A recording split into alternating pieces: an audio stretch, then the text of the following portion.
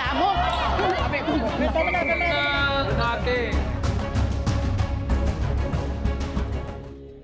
Jan, totoo bang kinukupitan mo ang iyong tiyahin? Opo, kinukupitan ko. Bakit? Bakit umaabot ka sa pangungupit kung meron ka namang sinisweldo? Ma'am, bali yung sinisahod ko po, ma'am, talagang hindi po talaga sasapat sa... May anak po akong na tawag to. Pero sa tingin na bata na binubuhay. Pero bakit kung hindi sapat ang sahod ng auntie mo sa'yo, pati ka maghanap ng trabaho na mas malaki-laki ang kita mo? Naisip ko rin po yan, ma'am. Kaso nga lang po, ma'am, kapag mag-a-apply po kayo ng trabaho, kailangan po ng requirements. Bilang panimula po sana, ma'am, nag-ano ko sa kanya na baka pwede na tulungan niyo ako na makapag-ano ng pang-requirements para na sa ganun, makapaghanap po ako ng trabaho na para sumapat sa pamilya ko. Pang-requirements. Pero nakatira ba siya sa iyo, Ate Vivian? Opo.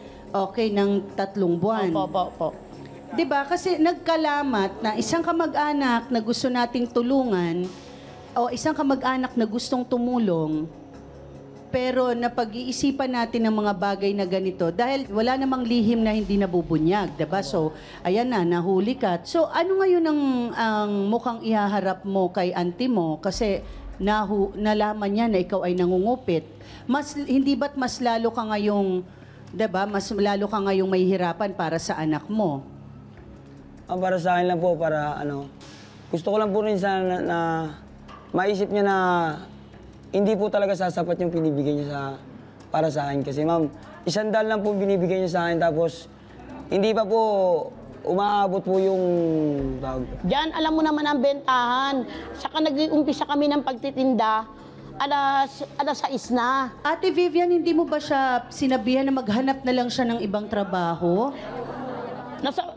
Nasabihan ko rin po siya, ma'am. Kaso nga lang po, siyempre, dahil wala pa rin na financial na pera, kaya hindi rin po siya Ilang taon ka na dito sa Manila, Jan? Bali, 5 years na po. Ano mga trabaho mong pinagdaanan mo? Bali, welder po, ma'am. Tapos nag-ano po ako ng probodizer sa isa.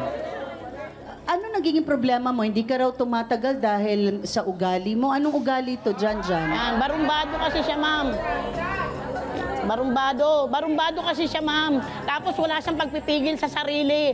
Pag unting sita mo sa kanya, nagagalit agad siya, ayaw niya, gusto niya lagi siyang tama. Kaya ganun ang nangyayari sa kanya. Totoo ba to, Jan? Ma'am, hindi naman po siguro. Kasi wag mo na yan itanggi. Hindi po mangyayari kung di dahil sa mga sinasabi niya o sa mga ginagawa niya. Kasi meron din siyang pagkakamali minsan sa mga ginagawa niya. Katulad ng pagkain po, ma'am. Nakalimutan mo lang po na punasan kung ano-ano na po sasabihin niya. Tapos, ang masama niyan, ipagkakalat niya pa po, ma'am. Yung ganun Grabe. Hindi naman po yung totoo. Ano ang klaseng trabaho mga ginagawa niya? Umorder siya ng soft drink. Tapos, minsan namamalengke siya. Minsan naman, nagbabantay ng tindahan. Ayun po ang ginagawa niya. Okay, so hindi sapat ang 100. Magpiprito na itlog. Magpiprito, magluluto. Itlog. May something ha, kasi talagang lahat, kahit sa malalaking sangay, nagkakaroon ng korupsyon pag hindi laging sapat, no? Pero pag-uusapan natin, kaya tayo nandito ngayon sa face-to-face, and matulungan natin si Aling Vivian at saka si Jan, no?